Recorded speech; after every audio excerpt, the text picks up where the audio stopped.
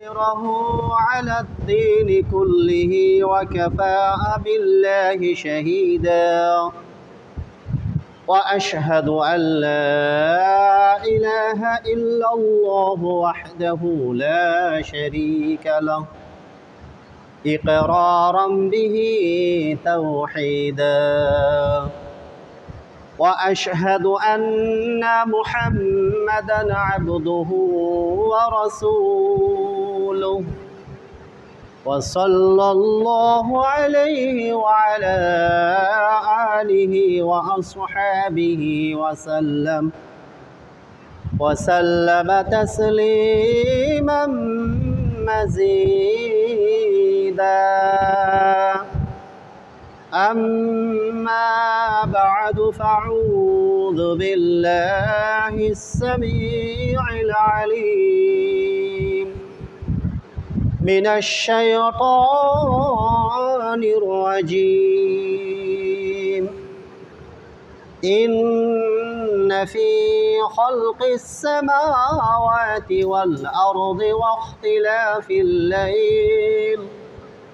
واختلاف الليل والنهار لآيات لأولي الألباب الذين يذكرون الله قياما وقعودا وعلى جنوبهم ويتفكرون في خلق السماوات والأرض ربنا ما خلقت هذا باطلا سبحانك فقنا عذاب النار إلى آخر الآيات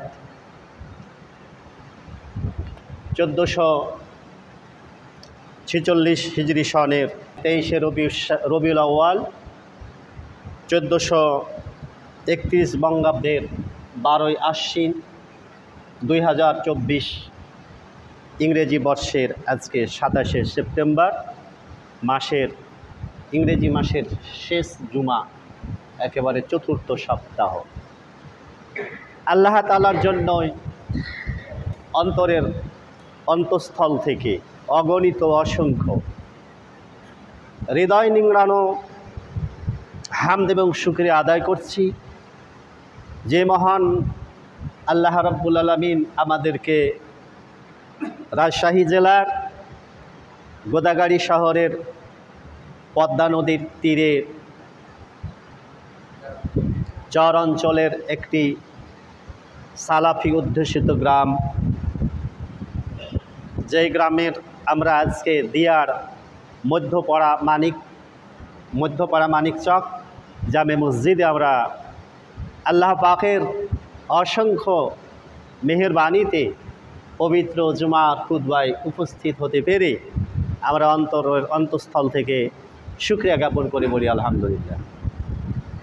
হামদ এবং শানার পর অসংখ্য সালাত এবং সালাম, শান্তির ফলগুধারা নাজিল হোক বিশ্ব রাসূল, মানবতার মহান শিক্ষক, নিপীড়িত নির্যাতিত মজলুম জনমানুষের নেতা মোহাম্মদী মুস্তফা, যার হাতে রয়েছে শাফাআতের ঝান্ডা, যার হাতে রয়েছে সমগ্র উম্মতের জন্যে সুপারিশের এক বিরাট সম্মান, যেই রাসূলের সুপারিশ ছাড়া, শাফাত ছাড়া আদম থেকে নিয়ে এ পর্যন্ত কোনো নবীর উম্মত জান্নাতে যেতে পারবে না। আমাদের নবীর বিশাল মর্যাদা আল্লাহ তাআলা আমাদেরকে দান করেছেন তার সৌজন্যে। সেই নবীর উম্মত হতে পেরে আমরা সত্যি সৌভাগ্যবান। আর আল্লাহ তাআলার কাছে আমরা খাস করে দোয়া করি, আল্লাহ তাআলা যেন আমাদেরকে সেই নবীর আদর্শ মৃত্যু পর্যন্ত আঁকড়ে ধরে থাকার তৌফিক দান করেন, বলি আল্লাহুম্মা আমিন। আমরা সেই নবীর উপরে ভক্তি ভরা সালাত এবং সালাম পেশ করি, আল্লাহুম্মা সাল্লি আলাইহি আল্লাহুম্মা বারিক আলাইহি। प्यारे हाजिरीन, পবিত্র কোরআনে কারিমার 3 নম্বর সূরা সূরা আলে ইমরান দুটো আয়াতে কারিমা আমি তেলাওয়াত করেছি, 190 এবং 191 নম্বর আয়াত। এই আয়াতের খুতবার যে শিরোনাম সেটি হচ্ছে আমরা কেন এই পৃথিবীতে আসলাম, আল্লাহ কেন আমাদেরকে এই পৃথিবীতে পাঠালেন, আর আমাদের জীবনের সার্বিক সফলতা কিসে। এই উপরে ইনশাআল্লাহ আজকে তথ্যবহুল আলোচনা করার চেষ্টা করব ইনশাআল্লাহ। আমা তৌফিক ইল্লা বিল্লাহ। মহান আল্লাহ তাআলা বলছেন, আমি সরাসরি কোরআনের আয়াতে চলে যাই। আল্লাহ পাকের বাণী, ইন্না ফি খালকিস সামাওয়াতি ওয়াল আরদি, নিশ্চয় আসমান এবং জমিনের এই যে সৃষ্টি, এই যে সৃষ্টি নিদর্শন, ওয়াখতিলাফিল লাইলি ওয়ান নাহার, রাত এবং দিনের যে পরিবর্তন, এর মাধ্যমে লাআয়াতিল লিউলিল আলবাব, যারা জ্ঞানী, যারা আল্লাহ পাকের সৃষ্টি নিয়ে যারা চিন্তা ভাবনা করে, যারা ফিকির করে, যারা গবেষণা করে, তাদের জন্যে এখানে রয়েছে আল্লাহ পাকের পক্ষ থেকে বিরাট একটা নিদর্শন। আল্লাহ পাক এর পরের আয়াতে বলছেন যে রব্বানা মা খালাকতা হাযা বাতিলা। যারা ইমানদার, যারা মুত্তাকি পরহেজগার, যারা আল্লাহ ভীরু, তারা বলে যে হে আমাদের রব, হে আমাদের প্রতিপালক, তুমি এই সৃষ্টি আসমান জমিন যে সৃষ্টি করেছ এবং আসমান জমিনের মধ্যবর্তী অসংখ্য সৃষ্টিরাজি আমাদের চোখের সামনে ভাসমান, তো এগুলো তুমি বৃথা সৃষ্টি করনি, অনর্থক সৃষ্টি করনি, খেলার ছলে সৃষ্টি করনি, উদ্দেশ্য লক্ষ্যবিহীন সৃষ্টি করনি। নিশ্চয় এই সৃষ্টির পিছনে তোমার বিশাল একটা মহৎ উদ্দেশ্য এবং লক্ষ্য রয়েছে। সুবহানাক, তুমি মহাপবিত্র। ফাকিনা আযাবান নার, অতএব তুমি আমাদেরকে জাহান্নামের আগুন থেকে পরিত্রাণ দান করো। আল্লাহ পাক এই আয়াতের তাফসীর এনেছেন সূরা আদ-দুখান 38 এবং 39 নম্বর আয়াতে। আল্লাহ পাক বলছেন যে নিশ্চয় আমি ওমা বাইনাহুমা, এই যে আসমান এবং জমিন সৃষ্টি করেছি, এর মধ্যবর্তী যত সৃষ্টি রয়েছে আমি এগুলো খেলার ছলে সৃষ্টি করিনি, ক্রীড়া কৌতুক হিসাবে সৃষ্টি করিনি। আল্লাহ পাক বলছেন আমি এগুলো সৃষ্টি করেছি যথাযথভাবে নির্দিষ্ট একটা উদ্দেশ্য এবং লক্ষ্য নিয়ে। তা আল্লাহ তাআলা প্রত্যেকটা সৃষ্টির পিছনে মহান আল্লাহ পাকের রয়েছে নির্দিষ্ট একটা উদ্দেশ্য, নির্দিষ্ট একটা লক্ষ্য। খুতবা চলাকালীন কথা বলা কবিরা গুনাহ। ভাই, খুতবা চলাকালীন কথা বলা কবিরা গুনাহ, এটা চলবে না। পাশে কোনো লোক যদি কথা বলে আর কেউ যদি বলে যে আপনি চুপ থাকেন, আল্লাহ রসুল বলছে সেও অনর্থক কাজ করলো। এমনকি হাদিসে সতর্কবাণী করা হয়েছে যে তার জুমাটাই বাতিল হয়ে যাবে। অতএব সাবধান। যা কিছু প্রয়োজন হবে খুতবার আগে অথবা সালাতের শেষে। খুতবা চলাকালীন একেবারে আপনাকে পুতুলের মতো, পাথরের মতো শক্ত হয়ে ইমামের দিকে তাকিয়ে খুতবা শুনতে হবে, এটাই শরিয়ত। অতএব সাবধান থাকবেন। তো আল্লাহ পাকের এই সৃষ্টি উদ্দেশ্যবিহীন, লক্ষ্যবিহীন তিনি সৃষ্টি করেন। এখন আল্লাহ পাকের অসংখ্য অগণিত হাজারো লাখো মাখলুকাতের মধ্যে সর্বশ্রেষ্ঠ আশরাফুল মাখলুকাত হিসাবে যেই জাতিটি পরিচিত তার নাম কি? মানুষ, ইনসান, মানব জাতি, তাই না? তো মানুষ হলো এই পৃথিবীর সর্বশ্রেষ্ঠ সৃষ্টি, সর্ব উত্তম সৃষ্টি, আল্লাহ পাকের ভালোবাসার সৃষ্টি। এই পৃথিবীতে আল্লাহ তাআলা মানুষকে ভালোবাসেন ফেরেশতাদের চাইতে বেশি। আল্লাহ পাক মানুষকে এত ভালোবাসেন যে ভালোবাসার কোনো ব্যারোমিটার নাই, এর কোনো স্কেল নাই, এটা মাপার জিনিস নয়, আপনি ওজন করতে পারবেন। সর্বশ্রেষ্ঠ সৃষ্টি হচ্ছে এই মানব জাতি। তা আল্লাহ তাআলা এই মানুষ এবং সাথে জিন জাতিকে সৃষ্টি করলেন। আপনাদেরকে একটা উদাহরণ হিসাবে এক্সাম্পল দিতে পারি। আপনারা তো একটা গাভী কিনেন, তাই না? বাসায় বাসায় গাভী কিনেন না? গাভীটা কী জন্য কিনেন? গাভীটা কিনেন দুধ খাওয়ার জন্যে, তাই তো? যে গাভীটা দুধ খাওয়ার জন্য কিনলেন, এই গাভীটা যদি দুধ না দেয় তো কী করেন? কসাইকে দেন, তাই তো? তখন ওই গাভীটা যায় কসায় ছুরির তলায়, মাংস করে ওটাকে বিক্রি করে দেওয়া হয়। তার কারণ আপনি যেই উদ্দেশ্যে গাভীটি কিনলেন, গাভীটি আপনার সেই উদ্দেশ্য পূরণ করতে ব্যর্থ হয়েছে, তাই তো আপনি তাকে বিক্রি করলেন, কসাই নিয়ে গিয়ে তাকে জবে করে গোস্ত করে মার্কেটে বিক্রি করে দিল। এই তো বুঝেন তো নাকি? আচ্ছা, এই যে কলমটা কী জন্য বানানো হলো? এত উদ্দেশ্য আছে নাকি? লেখার জন্যে। কাগজটা কী জন্য তৈরি করা হয়েছে? আমি কাগজের ওপরে কলম দ্বারা লিখবো, তাই না? আয়নাটা কী জন্য বানালো?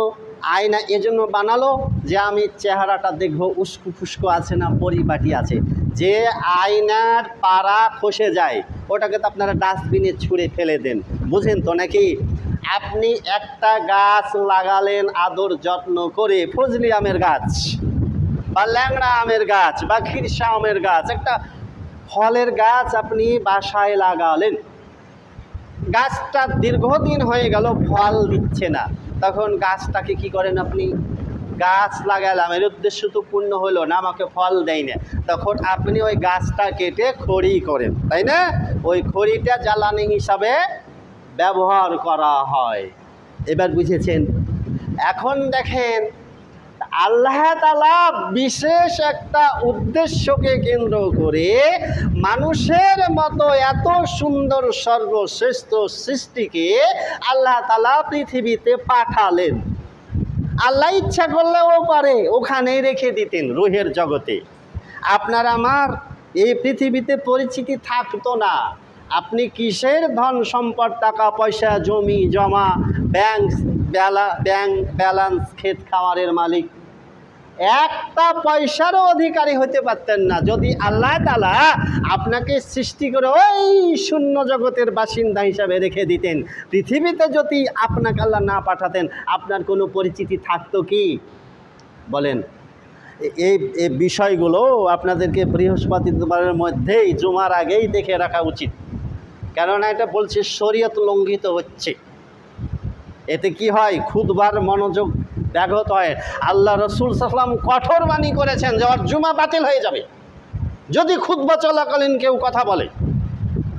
সমস্যা হওয়াটা স্বাভাবিক। এ সমস্যার সমাধানের জন্য আপনাকে 7 দিন সময় দেওয়া হয়। জুমার দিন হঠাৎ করে আসে না, শনি রবি বুধ বৃহস্পতি পর্যন্ত সময় থাকে। এর মাধ্যমে এর মধ্যেই সব কিছু সাউন্ড বক্স মাইক ঠিক আছে কিনা এগুলো সব কিছু ইন টোটাল চেক করে নিতে হয়। আসলে বাস্তবতা হচ্ছে যারা দায়িত্বশীল, ওই ঊর্ধ্বতন বলেন আর নিম্নতম বলেন, আমরা দায়িত্ব কেউ সঠিকভাবে পালন করি না। এজন্য জাতির এত এই অধঃপতন। আমরা দায়িত্ব বুঝি না যে দায়িত্বটা যে কত বড় জিনিস, মারাত্মক জিনিস একটা। এই দায়িত্ব সম্পর্কে কিয়ামতের মাঠে কাল কিয়ামতের ময়দানে আল্লাহর দরবারে জবাব দিতে হবে। সে মসজিদের ইমাম হোক, মসজিদের ইমাম হোক, মুয়াজ্জিন হোক, খাদেম হোক, আর মাদ্রাসার প্রিন্সিপাল হোক, যাই হোক না কেন। অতএব সাবধান। চাঁপাইনবাবগঞ্জের মানুষ কিন্তু একটু হট টেম্পার বেশি, বুঝেন না? আব্দুর রাজ্জাক বিন ইউসুফের এরিয়ার লোক আমরা। অতএব আমরা মানুষকে ভয় করি না। চোখের সামনে কোনো শরিয়ত লঙ্ঘনের কোনো বিষয় যদি দৃষ্টিগোচর হয়, সাথে সাথে সিগন্যাল, সাবধান। এখন আসি তো আল্লাহ তাআলার উদ্দেশ্য কি জানতে হবে। আমরা কেন পৃথিবীতে আসলাম, আল্লাহ কেন পৃথিবীতে পাঠালেন? তাহলে কেনের উত্তর নেন। সূরা জারিয়াত 56 নম্বর আয়াত। ভাই এতবার নিষেধ করছি, তারপর আপনারা কথা বন্ধই করছেন না, যে ব্যাপারটা কি? জি, আপনাদেরকে কি ভূতে ধরেছে নাকি? হ্যাঁ, না কথা বুঝেন না? আরে শিশু বাচ্চা হলেও তো বুঝে, কোনো কথা চলবে না, সমস্যা নেই, অসুবিধা নেই, মাইক সাউন্ড না হলে অসুবিধা নেই, খুতবা চলবে। এভাবে শুনেন, সূরা যারিয়াত 56 নম্বর আয়াত। আল্লাহ কি বলছেন দেখেন, ওয়ামা খালাকতুল জিন্না ওয়াল ইনসা ইল্লা লিয়াবুদুন। এটাকে যদি নাফি দ্বারা তর্জমা করা যায়, নেগেটিভ সেন্টেন্স, না বোধক হিসাবে, তো আল্লাহ বলছেন আমি মানব এবং জিন জাতিকে সৃষ্টি করি নাই, মা না অর্থে। ইল্লা এটা ইসবাত প্রমাণ করছে এখন, হ্যাঁ উদ্দেশ্য, কারণ বলছে লেকিন, আর উর্দুতে লেকিন বলে বাট, কিন্তু উদ্দেশ্য এই যে লিয়াবুদুন, আমার ইবাদতের উদ্দেশ্য। দেখেন বাক্য, একটা আয়াতের দুইটা কথা। আল্লাহ বলছেন আমি মানব এবং জিন জাতিকে সৃষ্টি করি নাই, কিন্তু সৃষ্টি করেছি একমাত্র আমার ইবাদতের উদ্দেশ্যে। এবার বুঝতে কষ্ট হলো কি? এখন পুরো তর্জমা আমি ইতিবাচক নিয়ে আসি। আল্লাহ এখন বলতেছেন আমি অবশ্যই জিন এবং মানব জাতিকে একমাত্র আমার ইবাদতের উদ্দেশ্যেই সৃষ্টি করেছি। আর একটু ব্যাখ্যাটা এভাবে দিই, আল্লাহ বলছেন আমি অবশ্যই জিন এবং মানব জাতিকে আমার ইবাদতের উদ্দেশ্য ছাড়া অন্য কোনো উদ্দেশ্যে, অন্য কোনো কারণে সৃষ্টি করি নাই। ক্লিয়ার হয়েছেন? আর একটু ক্লিয়ার করি, বুঝিয়ে দিই আপনাকে। আল্লাহ বলছেন যে আমি জিন এবং মানব জাতিকে সৃষ্টি করতামই না, পৃথিবীতে পাঠাতাম না, একমাত্র আমার ইবাদতের উদ্দেশ্যে তারা আমার ইবাদত করবে, পৃথিবীতে গিয়ে আমার আনুগত্য করবে, আমার কাছে আত্মসমর্পণ করবে, এই জন্য সৃষ্টি করেছি জিন এবং মানব জাতিকে। তাহলে আল্লাহ তাআলা আমাদের মতো আশরাফুল মাখলুকাতকে কোন উদ্দেশ্যে সৃষ্টি করেছেন? এবার আপনারা কথা বলতে হবে তো, কোন উদ্দেশ্যে? আল্লাহর ইবাদতের উদ্দেশ্যে। লিয়াবুদুনের তাফসীর করা হয়েছে লিইউয়াহিদুন, তারা যাতে পৃথিবীতে ইবাদতের মাধ্যমে আমার একত্ববাদের ঘোষণা দেয়, আমার তাওহীদকে এই পৃথিবীতে প্রতিষ্ঠিত করে। ইবাদতের মূল উদ্দেশ্যই হচ্ছে তাওহীদ। তাওহীদ হচ্ছে ইবাদতের প্রাণ, ইবাদতের সাউল, ইবাদতের স্পিরিট, ইবাদতের আত্মা, ইবাদতের জীবন, ইবাদতের রুহু। সুস্থ সবল মানুষ, কথা বলছি, কোন শক্তির বলে? রুহু, আত্মা। এখনও যদি আল্লাহ ছিনিয়ে নেয়, আমি কি হয়ে গেলাম? লাশ হয়ে গেলাম। আমার ওই বডির আর কোনো মূল্য আছে এক পয়সা? পরিবার, আত্মীয় স্বজন, যতই শুভাকাঙ্ক্ষী, যতই প্রিয়জন হোক না কেন, সকলে বলবে তাড়াতাড়ি গোসল দাও, তাড়াতাড়ি দাফন করো। তাহলে মানুষের মূল দাম হলো আত্মার কারণে। তাহলে ইবাদতের আত্মা হলো তাওহীদ। যদি তাওহীদ না থাকে তাহলে ওই ইবাদতটা কি হবে? মৃত, ডেড বডি, মরা লাশের মতো। ক্লিয়ার হয়েছেন? এখন দেখেন আর একটা তর্জমা করা যায়, লিয়াবুদুন অর্থ লিয়াসজুদু, মানে তারা যাতে আমাকে সাজদা করে। আল্লাহ পাকের ইবাদত যতগুলো রয়েছে, বিভিন্নমুখী বিভিন্ন আইটেমের ইবাদত রয়েছে, তার মধ্যে সবচাইতে বড় ইবাদতের নাম কি জানা আছে? জানা আছে? বলতে পারবেন? সবচাইতে বড় ইবাদত কোনটা? 5 ওয়াক্ত ফরজ সালাত। আমরা ফরজ সালাতে দাঁড়িয়ে সূরা ফাতিহা পড়ি না? সূরা ফাতিহার 3 নম্বর আয়াতে কি পড়েন আপনি? ইয়াকা নাবুদু, অর্থ কিন্তু ইয়াকা নুওয়াহিদু। হে আল্লাহ পাক, আমরা একমাত্র তোমারই একত্ববাদেরই স্বীকৃতি দিই, আর এজন্য তোমার ইবাদত করি। অর্থাৎ তোমার এই ইবাদতের মধ্যে আমরা মহিয়ান গরিয়ান সর্ব শক্তিমান আল্লাহ তাআলা, তুমি আমাদের পালন কর্তা, তুমি আমাদের দান কর্তা, তুমি আমাদের রক্ষা কর্তা, তুমি আমাদের রিজিক দাতা। আমরা সালাতে দাঁড়িয়ে আমরা অবনত চিত্তে ইবাদতের মাধ্যমে সালাতের মধ্যে আমরা তোমারই একত্ববাদের ঘোষণা দিই। ইয়্যাকা না'বুদু অর্থ ইয়্যাকা নুওয়াহ্হিদু ওয়া ইয়্যাকা নাস্তাঈন। আমার জীবনের সমস্ত চাওয়া পাওয়া, আবেদন নিবেদন, আরাধনা, ফরিয়াদ সমস্ত কিছু আমরা একমাত্র তোমার কাছে তুলে ধরি। আচ্ছা, সালাতটা কেন বড় ইবাদত হইল? তাহলে এর অর্থ আমরা আল্লাহ পাকের যে উদ্দেশ্যটা ছিল পৃথিবীতে মানুষকে পাঠানো, তারা যাতে সালাত কায়েম করে, ইবাদত করে, সাজদা করে, আল্লাহর জিকির করে, আল্লাহর কাছে আত্মসমর্পণ করে। আমরা দুই সাজদা দিই, দুই সাজদার মাঝে একটা দোয়া পড়েন না? আচ্ছা, আপনি দোয়াতে কি বলেন?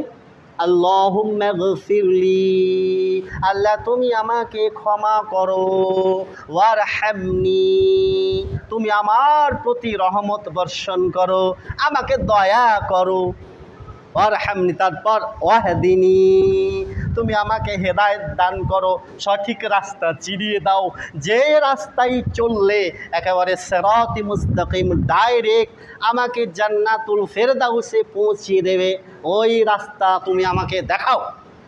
ওয়াআফিনি, তুমি আমার দোষ ত্রুটি ক্ষমা করো, আর একটা অর্থ তুমি আমাকে সুস্থ রাখো। ওয়ারজুকনি, বিবাহ শাদী করেছি, পরিবার আছে, ছেলে মেয়ে আছে, বাল বাচ্চা আছে, পরিবারের ভরণ পোষণ লাগবে, বাচ্চা কাচ্চাদের লেখাপড়ার খরচ লাগবে, এভরিথিং, অনেক চাহিদা, অনেক প্রয়োজন, আমাদের অনেক অভাব। আল্লাহ তুমি আমার ব্যবস্থা করে দাও। রুজি খালি টাকা পয়সা খাদ্য এটা রুজি না। আপনার এলেম, আপনার শিক্ষা দীক্ষা আপনার রুজি, আপনার ভালো বন্ধু আপনার রুজি, আপনার ভালো আত্মীয় স্বজন আপনার রুজি, আপনার মসজিদের একজন সহি মানহাজের খতিব হোক, মুয়াজ্জিন হোক, খাদেম হোক, এটা একটা রুজি। এভরিথিং আল্লাহর দেওয়া যত নিয়ামত আমরা ভোগ করি সবটাই কি আল্লাহর রুজি। কে দেন? আল্লাহ দেন। এই যে নিঃশ্বাস আমরা গ্রহণ করছি, কে দেন? আল্লাহ দেন। কাজে আল্লাহ আমার যা প্রয়োজন, everything in total, top to bottom, সমস্ত কিছু আল্লাহ তুমি আমাকে দান করো। এখন বলেন, এই দুয়ার মধ্যে আপনার চাওয়া পাওয়ার কোনো কিছু বাকি থাকলো কি? বাকি আছে? আর সব তুলে ধরেছেন। এখন ভাই একটা কথা বলি, রাগ করিয়েন না, মাঝহাবি ভাইয়েরা যে সালাত আদায় করে তাই না, দেখবেন না রুকু থেকে দাঁড়িয়ে পিঠটা সোজা করে না, এরকম নামাজি মুসল্লি দেখেছেন না? দেখেননি? একবারে সামি আল্লাহ বলে ওই পিঠটা বাঁকা থাকতেই চলে যায় সাজদাতে, দেখেছেন তো? তারপরে একটা সেজদা দিয়ে একেবারে দোয়াটা না পড়লেও তো সোজা হয়ে উঠে বসতে হবে নাকি? বসে না, দুই সিজদার মাঝে কোনো পার্থক্য করে না, ঠকাঠক ঠকা সিজদা মারে। সাধারণ মুসল্লি তো মারে, ওদের সবচেয়ে বড় মুফতি পর্যন্ত ওদেরকে ওই দুই সিজদার মাঝখানে দোয়াটা শিখিয়েই দিল না, পড়েই নেই। বাস্তব না? অধিকাংশ মাযহাবীদের 90% মুসল্লি দুই সিজদার মাঝখানে আল্লাহুম্মা গফিরলি ওয়ারহামনি ওয়াহদিনি ওয়াআফিনি ওয়ারজুকনি দোয়াটা পড়েই নেই।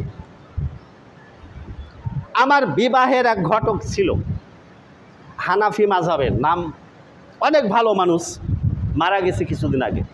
তো আমার কাছে ওনার মনের অভিব্যক্তি ব্যক্ত করছেন এভাবে, তো বলছে আমি নিজে হানাফি হওয়া সত্ত্বেও আমি আহলে হাদিস মসজিদে গিয়ে জামাতে নামাজ আদায় করি।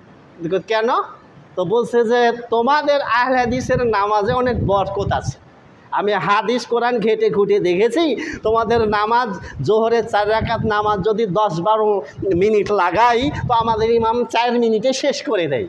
তারপরে তোমাদের সব কিছু এভরিথিং, উঠা বসা, আমি তো মক্কা গিয়েছি, মদিনায় গিয়েছি, হজ করে এসেছি, তোমাদের সলাতের সাথে মক্কা মদিনার সলাতের অমিল পাওয়া যায়, তাই তো আমি আহলে হাদিস মসজিদের নামাজ পড়ে তৃপ্তি পাই। অথচ উনি একটা হানাফি মসজিদের প্রতিষ্ঠাতা এবং মুতাল্লি। আপনি ভাবতে পারেন? আল্লাহু আকবার। আপনি কি নিয়ামত পেয়েছেন, এই নিয়ামতের শুকরিয়া আদায় করেন। এজন্য এই পৃথিবীতে যত তন্ত্র মন্ত্র রয়েছে, যত দল মত রয়েছে, এই সালাফি মানহাজের মতো, এই আহলে হাদিস আকীদার মতো এত সুন্দর শাশ্বত, এত সুন্দর পরিষ্কার রাসূলের সুন্নাতের নিখাত অনুসারী এই দল আপনি সারা বিশ্বে কোথাও খুঁজে পাবেন। কিন্তু নাম কাওয়াজটা আহলে হাদিস হলে হবে না। আহলে হাদিস কি মুখের দাবিতে? আহলে হাদিস শব্দের অর্থ হলো পবিত্র কোরআন এবং সহিহ হাদিসের অনুসারী। ওহির বিধানকে যারা দুনিয়ার সমস্ত মানুষের মতামতকে উপেক্ষা করে যারা কোরআন এবং সহিহ হাদিসের বিধানের কাছে নিঃশর্তভাবে আত্মসমর্পণ করে, তারাই আহলুল হাদিস। এখন আপনারা আহলে হাদিস কতটুকু হতে পেরেছেন আপনাকে উদাহরণ দিয়ে বের বুঝেন।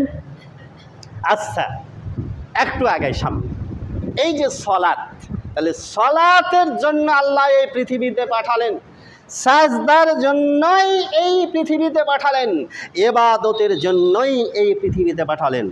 আপনি যদি আল্লাহর এই উদ্দেশ্য পূর্ণ করতে পারেন, তা এতে কি ইবাদতের বিনিময়, এর কোনো বিনিময় আছে কি?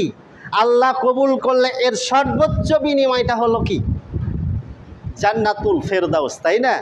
কিন্তু আল্লাহ কি শুধু ইবাদতের বিনিময় হিসাবে আপনাকে জান্নাতের পুরস্কারটাই বরাদ্দ রেখেছেন, না এর বিনিময়ে আল্লাহ পাক আপনাকে দুনিয়াতেও পুরস্কৃত করেন? ভাই কথা বলেন তো দেখি। দুনিয়া এবং আখেরাত দুটাই, তাই না? সহিহ বুখারীর হাদিসটা মনে আছে, আত্মীয়তার সম্পর্ক রক্ষা করার অধ্যায়ে আল্লাহ রসুল কি বলছেন? যে ব্যক্তি চায় যে ওর রুজি প্রশস্ত হোক, ও দীর্ঘজীবী হোক, তাহলে সে যেন তার আত্মীয়তার সাথে সম্পর্কটা ভালো রাখে, আত্মীয়ের খোঁজ খবর নেয়। ক্লিয়ার না? তাহলে কি এখানে আমার দুনিয়ার পাওয়া আছে, আখেরাত তো আছে। দোয়া এমন একটা ইবাদত যে মানুষের তাকদীরকে পর্যন্ত বদলিয়ে দেয়। দান সদকা আল্লাহর রাস্তায়, ফি সাবিলিল্লাহ, ইনফাক ফি সাবিলিল্লাহ, আল্লাহর রাহে, আল্লাহর পথে খরচ করা। আপনার পারিবারিক জীবনের দুর্ঘটনা, আপনার খারাপ মৃত্যু, আপনার অকস্মাৎ অ্যাক্সিডেন্ট, এগুলোকে ট্যাকেল দেয়, এগুলোকে প্রতিরোধ করে। প্রত্যেকটা ইবাদতের এক একটা পাওয়ার রয়েছে, কিন্তু সলাতের মতো আল্লাহকে রাজি খুশি করা, আল্লাহর ভালোবাসা পাওয়া, আল্লাহর কাছে মনের ইচ্ছা তুলে ধরার মতো সলাতের চাইতে অন্য কোনো ইবাদত এতটা সমৃদ্ধ নয়। এজন্য সলাতে দেখেন সব কিছুই আমরা আল্লাহ পাকের কাছে তুলে ধরি নামাজের মধ্যেই, একেবারে টপ টু বটম, তাকবীরে তাহরিমা বলে বুকে হাত বেঁধে সালাম ফেরা পর্যন্ত সমস্ত কিছু আপনার দুনিয়ার চাওয়া পাওয়া আছে, আখেরাতের চাওয়া পাওয়া আছে, ক্ষমা প্রার্থনা আছে, এভরিথিং সব কিছু আছে। এজন্য আমাদেরকে সলাতের মতো সবচাইতে বড় ইবাদতের ব্যাপারে সবচাইতে বেশি আমাদেরকে মনোযোগী হতে হবে। কেন মনোযোগী হতে হবে জানেন? আসেন এখন উদ্দেশ্য এবং লক্ষ্য, তাই না? জীবনের সফলতা কিসে আপনি খুঁজে পান? আপনি কাকে সফল মানুষ মনে করেন? হ্যাঁ, যে নেতা হয়েছে, নেতারা যদি সফল হইতো তো ওই 5ই আগস্টের প্রেক্ষাপটে, রাজনৈতিক পালাবাদের প্রেক্ষাপটে ওই নেতারা হাজার হাজার কোটি টাকা, এক একজনা তো 50টা 20টা, কোন নেতা নাকি 400টা পর্যন্ত বাড়ি বানাইছে বিদেশে, তাহলে জানের ভয়ে ফেলে দিয়ে পালাইতো না, তাই না? এগুলো ভাই সফলতার মানদণ্ড নয়। আপনার ব্যাংকে কোটি টাকার মালিক আপনি, 1000 বিঘা 100 বিঘার সম্পত্তির মালিক আপনি, এগুলো যেতে সময় লাগে না। এই যে নদীর ভাঙ্গন, আপনাদেরকে বুঝাতে হবে না, নদীর তীরে বসবাস আপনাদের। এজন্য কি কবি বলছেন না, একুল ভাঙে ওকুল গড়ে, এই তো নদীর খেলা, সকালবেলায় আমির রে ভাই ফকির সন্ধ্যাবেলা। দেখেন, আপনি যদি আল্লাহর উদ্দেশ্য পূর্ণ করতে পারেন, আল্লাহর উদ্দেশ্য কি বলেন? আল্লাহর রাহে সেজদা, সালাত, আল্লাহর ইবাদত। আল্লাহর সাথে আমাদের কিন্তু একটা চুক্তি আছে, কন্ট্রাক্ট আছে। কন্ট্রাক্ট বুঝেন তো? একটা চুক্তি বুঝেন না? চুক্তি কি এক পক্ষ হয় না দুপক্ষ হয়? উভয় পক্ষ মিলে চুক্তি হয়। তো আল্লাহর সাথে বান্দার একটা চুক্তি, হাদিসে কুদসি। আল্লাহ পাক নিজে বলছেন, দেখেন জীবনের উদ্দেশ্য লক্ষ্য এখানে খুঁজে পাবেন, যেহেতু আল্লাহ তাআলা লক্ষ্যবিহীন আপনাকে ছেড়ে দেয়নি। আপনি গোদাগাড়ি উঠেন, বাসে উঠেছেন, ড্রাইভারকে জিজ্ঞেস করছেন, ভাই তুমি কোথায় যাবে গো? তো ড্রাইভার যদি বলে যে জানি না কোথায় যাব, তো বলছে যে তুমি গাড়ি চালাচ্ছ আর তুমি জানো না কোথায় যাব, তুমি এটা জানো না? বলছে না জানি না। তো বলছে কেন জানো না গো? বলছে ওটাও জানি না। এখন আপনি বলেন তো এই ড্রাইভারটাকে কি আপনি পাগল বলবেন না সুস্থ মানুষ বলবেন? নিশ্চয়ই সে পাগল। তার কারণ ও যে গাড়ি তো ড্রাইভ করছে, ওর নির্দিষ্ট একটা গন্তব্য আছে, ও 64টা জেলার মধ্যে কোনো জেলায় ল্যান্ডিং করবে। কিন্তু যে ড্রাইভার জানলো না যে আমার গাড়িটা কোথায় গিয়ে আমি থামাবো, তাহলে ওই ড্রাইভার আর জীবনের উদ্দেশ্য লক্ষ্য বুঝতে ব্যর্থ হয়েছে। তাহলে আপনাকে তো আল্লাহ তাআলা যেই উদ্দেশ্যে পৃথিবীতে পাঠালেন, আপনার সেই উদ্দেশ্যটাকে আপনাকে জানতে হবে যে আমার উদ্দেশ্যটা কি কারণে আল্লাহ পাঠালেন আমাকে, আমি কেন পৃথিবীতে আসলাম। আল্লাহ এবার বলছেন, ইয়াবনা আদামা, হে আদম সন্তান। দেখেন আদরের ডাক, আমাদের পিতা আদমকে সম্বোধন করে বলছে, হে আদমের ছেলে, ইয়াবনা আদম, ভালোবাসার ডাক, স্নেহ ভরা দরদ মাখানো ডাক দিয়ে আল্লাহ বলছেন, তাফাররাগ লি ইবাদাতি, বান্দা তুমি আমার ইবাদতে আত্মনিয়োগ করো। এবার আপনার পরীক্ষা হবে, দেখি আপনি কেমন আহলুল হাদিস। যেমনই মসজিদে ডাক আসবে হাইয়া আলাস সালাহ, আজানের পরে আপনি আর কোনো কাজ করতে পারবেন না। দোকানে 1 পয়সা বেচা কেনা করলে ওই 1 পয়সা বেচা কেনাতে আপনার বরকত হবে না। হাইয়া আলাস সালাহ আজান শোনার সাথে সাথে আপনি পরিবারের সদস্যদের সাথে গল্প গুজবে ব্যস্ত থাকলে আপনার পরিবারে আল্লাহ রাব্বুল আলামিন বরকত দিবেন না। আজানের পরে আপনি যদি ঘুমিয়ে থাকেন, আল্লাহ তাআলা আপনার শরীরে বরকত দেবে না। আজানের পরে যদি আপনি কম্পিউটার নিয়ে টিপাটিপি করেন, আপনার ওই ব্যবসায়ে আল্লাহ তাআলা বরকত দেবেন না। কথা ক্লিয়ার? আজান যেমনই হয়ে গেল হাইয়া আলাস সালাহ, যে কাজ মাত্র কয়েক সেকেন্ড আগে আল্লাহ হালাল করেছিলেন, হাইয়া আলাস সালাহ বলার সাথে সাথে ওই কাজ আপনার জন্য এখন হারাম হয়ে গেল। মুয়াজ্জিন ডাকতেছে, আপনাকে জরুরি ভিত্তিতে এখন মসজিদে আসতে হবে। এটাই শরিয়াত, এটাই চূড়ান্ত। কয়জনে আসেন? আজকে জুমার ওয়াক্ত, জোহরের ওয়াক্ত রাজশাহী জেলায় 11:57 যারা 12টার সময় মসজিদে এসে পা দিয়েছেন, আজান না হলেও আন্ডা কিছুই পাইনি। মুরগির একটা আন্ডার কথা আছে না, পাবেন না। মনে করছে আপনারা আজান, যে মুয়াজ্জিন আজান না, ভুল বুঝেছেন, ওখানে ওয়াক্ত দেখতে হবে আপনাকে। আচ্ছা এবার বলি, আপনার মসজিদে আজান যদি 3টার সময় জুমার আজান হয়, আর কোনো মুসল্লি যদি 2টার সময় আসে, দেখলো কেউ নাই, উনি একা আসছে, 2টার সময় মসজিদে আসে, ও কি ওই জুমার দিনে উট কুরবানির নেকি পাবে? এবার কথা বলে না কিন্তু, পাবে রে ভাই, পাবে? পাবে না। কেন পাবে না? কেন? ওয়াক্ত, এখানে ওয়াক্ত। আচ্ছা এবার আপনাকে বলি, কথা আসতেছি, দুপুর কয়টায় হয় যে ভাই? দুপুর কয়টায় হয় বলেন তো দেখি? যে 12টা। মাশাআল্লাহ, এবার ফতোয়া কিন্তু আপনারা দিয়েছেন, আমাকে কিন্তু দায়ী করবেন না, ঠিক আছে? তাহলে 12টাতে দুপুর হয়, তো যেটা দুপুর সেটাই তো জোহর নাকি? জি, যেটা দুপুর সেটাই জোহর। কোন একটা মুসল্লি জিন্দেগিতে কথা বলবে না যে 1টার সময় দুপুর হয়। তাহলে 12টার সময় দুপুর মানে তোমার 12টার সময় জোহর হয়। 12টার সময় জোহরের ওয়াক্ত হলো, তুমি আজান দিলে 1টার সময়, তুমি কার আইন অনুযায়ী আজান দিলে? আল্লাহর শরীয়ত অনুযায়ী, না তোমার মসজিদ কমিটি তোমাকে যে টাইমটা নির্ধারণ করে দিয়েছে সে টাইম অনুযায়ী? এবার ফেল মুরব্বি। রাগ করলেন বুঝি নাকি? রাগ করলেন? শুনেন, ভালো করে শুনেন, এই পৃথিবীতে আল্লাহ তাআলা যত উন্নত মানের, যত দামি, আল্লাহকে পাওয়ার আল্লাহ পাকের ভালোবাসা অর্জন করার, আল্লাহকে রাজি খুশি করার যত আমল রয়েছে তার মধ্যে আল্লাহ পাকের কাছে সবচেয়ে উত্তম আমল হলো আউয়াল ওয়াক্তে সালাত আদায় করা।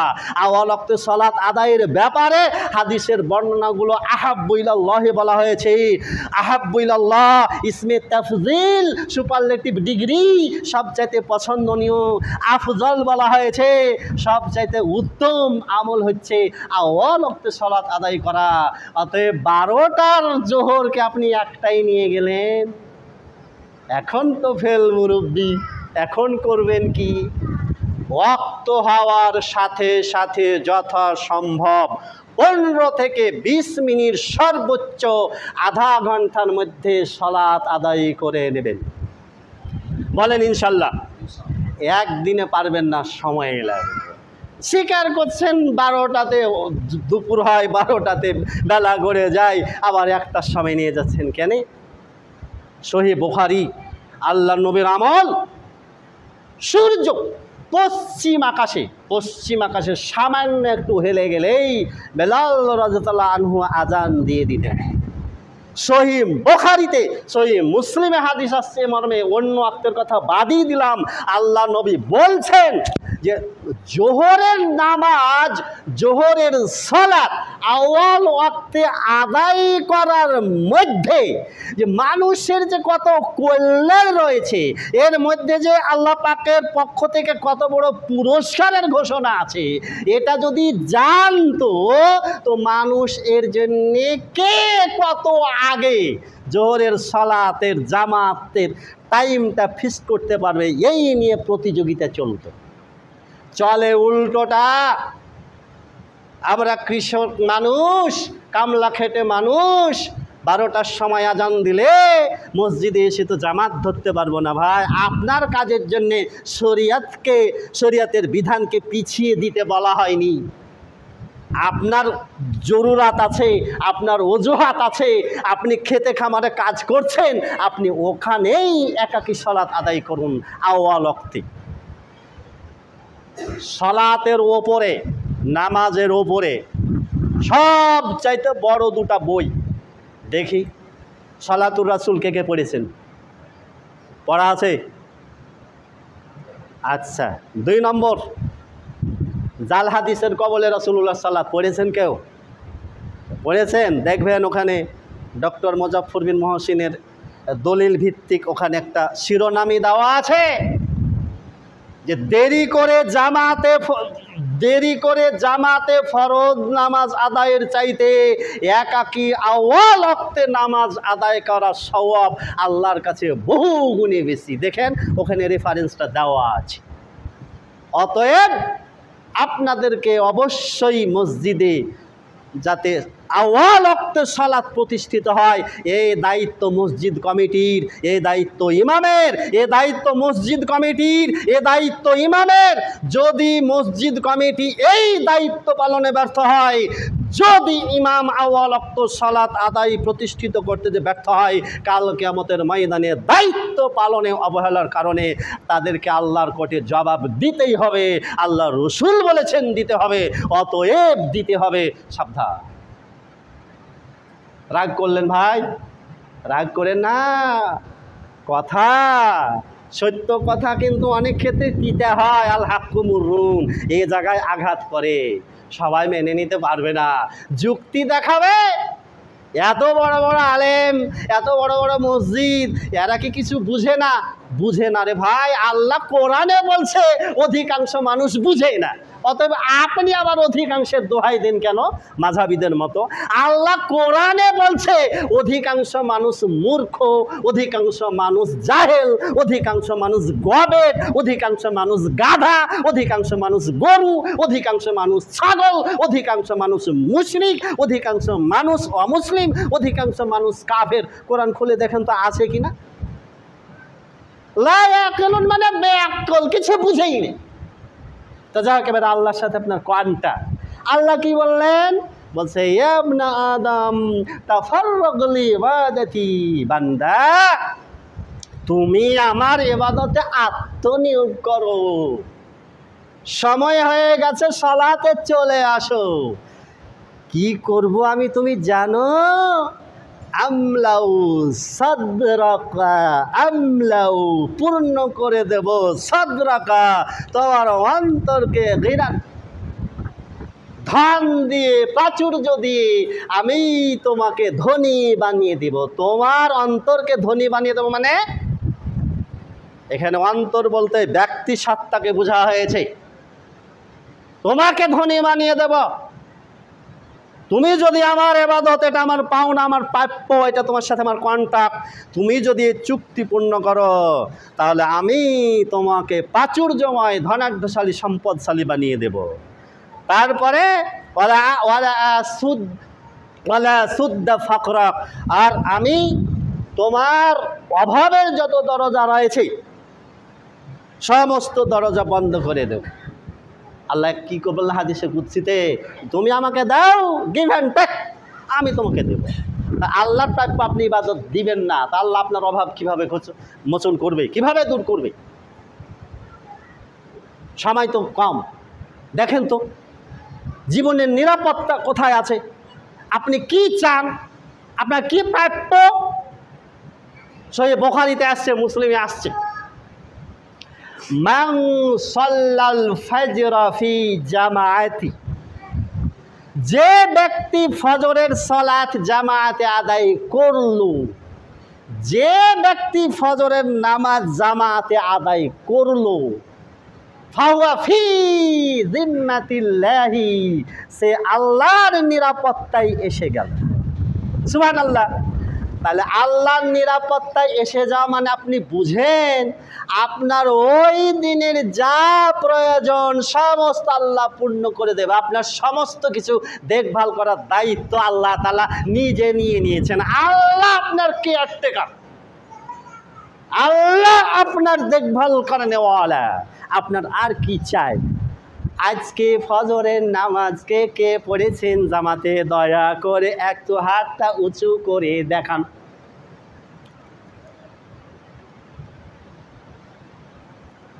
মাত্র 5 থেকে 6টা হাত নামান। আহলুল হাদিস দাবি করেন, তাই না? মুখের কথাই চিড়ে ভিজে না, কাজে আমল করে দেখাবেন। এরপরে আল্লাহ বলছেন যে শুনো, ওয়াইল্লা তাফআল, যদি তুমি আমার ইবাদত না করো, ব্যতিক্রম করো, আজান হলো ঘুমিয়ে থাকলে, তোমার কাজ নিয়ে ব্যস্ত থাকলে, তাহলে আমি তোমার অভাবের যত দরজা আছে সব দরজা খুলে দেব। তোমাকে আমি কাঙ্গাল বানিয়ে দেব, তোমাকে আমি বিভিন্ন ব্যস্ততা আমি তোমাকে ফেলে দেব, তোমাকে বিভিন্ন চিন্তা ভাবনা তোমাকে গ্রাস করবে, তোমাকে মশগুল রাখবে। আমাদের দেশের ভিক্ষুক যারা ভিক্ষা করে, এই বাড়ি ওই বাড়ি এক মুষ্টি চাউলের জন্য, তাই না? আর ওই কোটিপতি যার 100 কোটি টাকা আছে, সে 200 কোটি টাকার প্রজেক্ট করে, 200 কোটি টাকা থাকলে 500 কোটি টাকা লোন পাসের জন্য এ ব্যাংক থেকে সে ব্যাংক ভিক্ষুকের মতো ঘুরে। কেন ঘুরে? আল্লাহর ইবাদত সে দেয় নিয়ে যায়। কথা বুঝছেন? আর 5-7 মিনিট টাইম বাড়িয়ে দেন, নতুন মেহমান এসেছি, কথা ক্লিয়ার করতে হবে। কিসের উপরে আলোচনা চলছে? জীবনের উদ্দেশ্য, লক্ষ্য, সফলতা কিসে, তাই না? সফলতা কিসে পাবেন? এবার দেখেন আল্লাহ পাক পবিত্র কোরআনে কারীমের সূরা মুমিনুন 1 এবং 2 নম্বর আয়াত আল্লাহ বলছেন, ক্বাদ আফলাহাল মুমিনুন আল্লাযীনা হুম ফি সালাতিহিম খাশিউন। ওই সমস্ত মুমিনেরা জীবনের সার্বিক সফলতা লাভ করেছে। সার্বিক সফলতা মানে আপনার দুনিয়াও সুন্দর, আখেরাতেও সুন্দর। একেবারে আপনার জন্যে দুনিয়া এবং আখেরাতে আল্লাহ পাক আপনাকে একবারে টেনশন ফ্রি, চিন্তামুক্ত, আপনাকে দুশ্চিন্তাহীন নতুন জীবন দান করবেন দুনিয়া এবং আখেরাত। এটাকে বলা হয় সার্বিক সফলতা। আল্লাহ বললেন তারা, ওই মুমিনরা দুনিয়া এবং আখেরাতে সার্বিক সফলতা লাভ করবে, জাহান্নামের শাস্তি থেকে নিরাপদে থাকবে। জান্নাতের সর্বোচ্চ পুরস্কার পেয়ে তারা সফল হবে, সার্বিক সফলতা লাভ করবে। কারা? আল্লাযীনা হুম ফী সালাতিহিম খাশিউন, যারা তাদের নিজেদের সালাত আদায়ের সময় ভয় ভীতি বিনয়ের সাথে আল্লাহকে ভয় করে, যারা আল্লাহকে হাজির নাজির জেনে যারা সালাত আদায় করে। তারপরে একটু পরে সূরা আলা তেলাওয়াত হবে, 14 এবং 15 নম্বর আয়াত আল্লাহ পাক কি বলতেছেন? কদ আফলাহা মান তাযাক্কা, ওই ব্যক্তি হলো সফলকাম যে ব্যক্তি নিজেকে গুনাহ থেকে পাপ থেকে পবিত্র করতে পারল। ওয়াদাকা রাসমা রব্বিহি ফাসাল্লা, আর যে ব্যক্তি তার মহান প্রভুর রবকে স্মরণ করে সালাত আদায় করলো। তা আমরা যখন নামাজ পড়ি আল্লাহকে তো স্মরণ করি, আল্লাহকেই ডাকি, তাহলে 5 ওয়াক্ত ফরজ সালাতের হেফাজত করা হচ্ছে জীবনের সার্বিক সফলতা লাভের 1 নম্বর কর্মসূচি। অতএব এটা অবশ্যই যথাসাধ্য আমাদেরকে by hook or by crook at any rate আমাকে পালন করতেই হবে। আল্লাহর ওয়াদা কখনো খেলাফ করেন না। আল্লাহ ওয়াদা তিনি পূর্ণ করেন। ইন্নাল্লাহা লা ইখলিফুল মিআদ, আল্লাহ নিজে বলছেন আমি ওয়াদা খেলাফকারী নই। দেখেন, এই সালাত এমন একটা ইবাদত, আল্লাহ রাসূল সাল্লাল্লাহু আলাইহি ওয়াসাল্লাম বলছেন জুইলাত কুররাতু আইনি ফিস সালাতি, আমি যখন সালাতে দাঁড়িয়ে যাই এই সালাত আমার চোখের প্রশান্তি, মনের প্রশান্তি, দেহের প্রশান্তি। দেখেন, সালাত আদায় করেন নিবিষ্ট চিত্তে আল্লাহকে ধ্যান করে, দেখেন কত শান্তিবান। এই শান্তি, এই সুখ পৃথিবীর কোনো ধন সম্পদে আল্লাহ রাব্বুল আলামিন রাখেননি। অতএব সালাতের মধ্যেই শান্তি, সালাতের মধ্যেই মুক্তি, সালাতের মধ্যেই কল্যাণ, নামাজের মধ্যে রয়েছে জীবনের সার্বিক সফলতা। নামাজের মধ্যে শেষ হাদিস বলে আমি শেষ করে দিচ্ছি, সবচাইতে বড় যে আইটেমটা আল্লাহ তাআলা দিয়েছেন, সবচেয়ে বড় একটা আরকান আছে, সেটা হলো কি? সাজদা। এই সাজদা আল্লাহ পাকের সামনে চূড়ান্তভাবে আত্মসমর্পণ করার বাহ্যিক প্রতীক একটা। এই সেজদার আদেশ দেওয়া হয়েছিল ইবলিসকে, ইবলিস সেজদা করেনি। এই কথা আল্লাহ রাব্বুল আলামিনের নবী আমাদেরকে জানিয়ে দিয়েছেন। হাদিস সহিহ মুসলিম, ইবনে মাজা, ইবনে হিব্বান, আল জামে আত তারগিব, মিসকাতের 895 নম্বর হাদিস। আবু হুরায়রা রাদিয়াল্লাহু আনহু হাদিসটি বর্ণনা করছেন। তিনি বলেন, ইদা করা ইবনে আদম, বানি আদম যখন তেলাওয়াত করে, পাঠ করে, কি পাঠ করে? সাজদাতা, সাজদার আয়াত পাঠ করে। পবিত্র কোরআনে কারিমার 15টা জায়গায় সেজদা আছে। এটা শুধু কোরআনের সেজদার তেলাওয়াতের সেজদার ক্ষেত্রে বলা হয়নি, এটা সালাতের সাজদার ক্ষেত্রে প্রযোজ্য। তখন ইতাজালা শয়তান কাঁদতে থাকে। যখন বান্দা আল্লাহর হুকুমে সাজদা করে শয়তান কাঁদতে থাকে।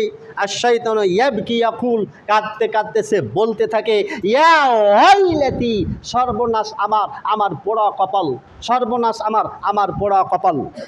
উমিরা ইবনে আদমা বিসসুজুদি, বানি আদমকে সাজদা করার আদেশ করা হলো। ফা সাজাদা, সে সেজদা করলো আল্লাহকে। ফালাহুল জান্নাতা, সাজদার বিনিময়ে আল্লাহ রাব্বুল আলামিন তাদের জন্য জান্নাত বরাদ্দ করলেন। তাহলে সাজদার বিনিময়ে কি? জান্নাত। সেজদার বিনিময়, সেজদার পুরস্কার হলো জান্নাত। যেই কপাল আল্লাহর রাহে সাজদায় অবনত হতে পারে সেই কপাল ধন্য কপাল। যে কপাল আল্লাহর রাহে মাটিতে মিশিয়ে দিতে পারে সে কপাল হলো সবচাইতে উঁচু মানের কপাল, সবচাইতে দামি কপাল, সবচাইতে সম্মানিত কপাল। এই সাজদা হচ্ছে মানুষের দুনিয়ার জীবনে সম্মানের, শ্রেষ্ঠত্বের, মর্যাদার অন্যতম প্রতীক। আখেরাতেও সাজদার আল্লাহ রাব্বুল আলামিন দিয়ে নেবে। ইবলিস বলছে, ওমেরু বিসসুজুদি, আমাকে সাজদার আদেশ করা হলো, ফা আবাইতু, আমি সাজদা অমান্য করলাম। ফালিয়ান নার, যার কারণে আল্লাহ তাআলা আমার প্রতি গোস্বা হয়ে, রাগান্বিত হয়ে আমার জন্য জাহান্নাম বরাদ্দ করে দিলেন। চিন্তা করতে পারছেন এই সাজদার দাম কত, এই সাজদার গুরুত্ব কত? সূরা আল কলাম 42, 43, 44 নম্বর আয়াত আল্লাহ বলেন, আমি শুধু তর্জমা শুনে দিচ্ছি। আল্লাহ তাআলা সমস্ত মানুষকে সেই দিন ডাক দিয়ে বলবেন, বিচারের আসনে বসে আছেন, বিচার করবেন। বিচার শুরু হওয়ার পূর্বক্ষণে আল্লাহ তাআলা তার পবিত্র কদম মোবারকের পায়ের গোছা সকলের জন্য উন্মুক্ত করে দেবেন।